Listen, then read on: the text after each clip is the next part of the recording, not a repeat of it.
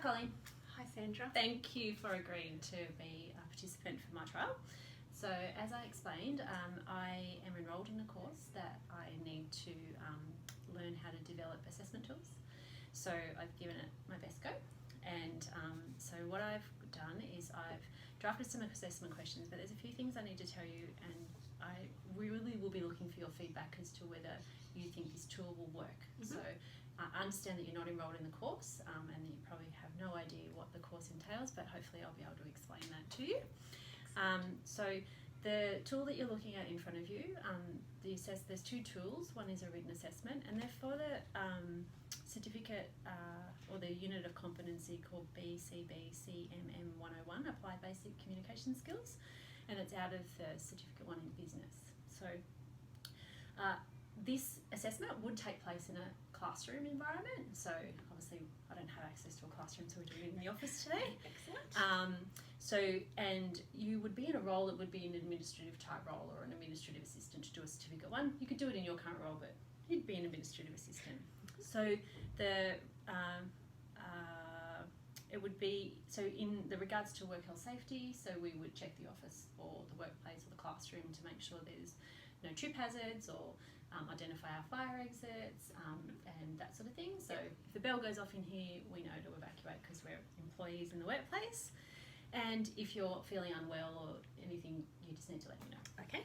So for the results, your feedback would be provided at initial assessment. If there was any concerns, you'd be given up to 2 weeks to renegotiate a date for retraining or for reassessment, and you are welcome to ask questions during the assessment if you like clarification, and formal results will be provided within 2 weeks of completion of the assessment.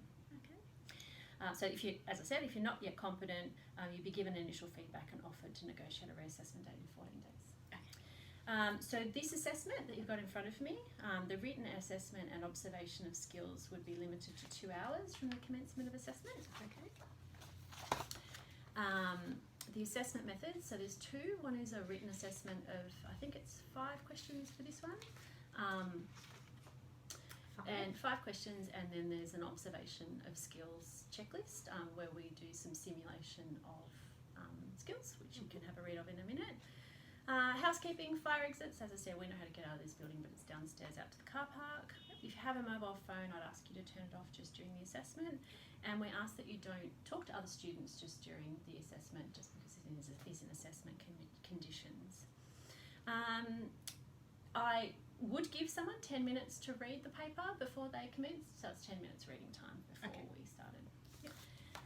Okay, so what I would like you to do is have a read of those assessments, have a read of the assessment tools, and see if you think you would like to give me any feedback on how they're written, the wording, or anything that you feel could be done better.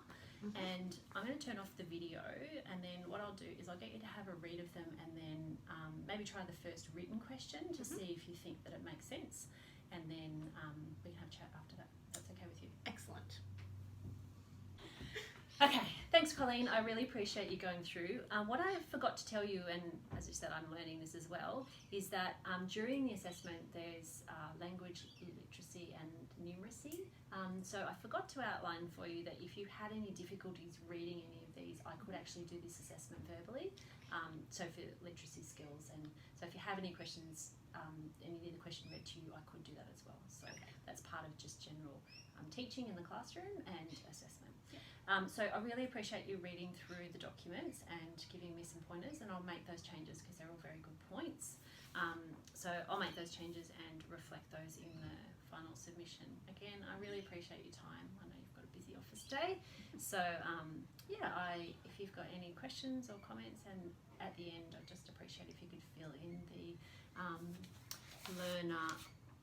the evaluation checklist for learners on the tools that you saw and the information that I gave you, and I'll use that to change what I do and reflect and improve my ability to write assessment tools and give feedback. Excellent. Thank you, Sandra.